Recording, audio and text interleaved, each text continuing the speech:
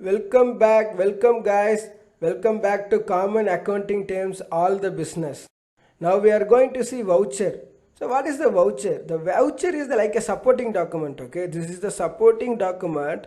This is the useful of the recording purpose. Whenever our auditor is asking for anything about this transaction, we are going to take the voucher and we have to show to them which supplier, where we are going to, the suppliers or customers, that is not a matter. You can mention everything in that voucher, what is the price and what are the details, everything is there.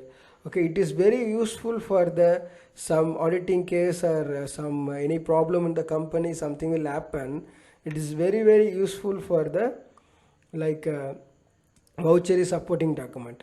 So that is why most of the company without supporting document, they are not going to do any vouchers, like any check payment or anything. They are not going to prepare the based on the payment to voucher, and even though it is the invoice and whatever the supporting document is there, they are going to attach, then they are going to make the payment. This is the voucher is very important. Okay guys, this is for common accounting terms for all the business.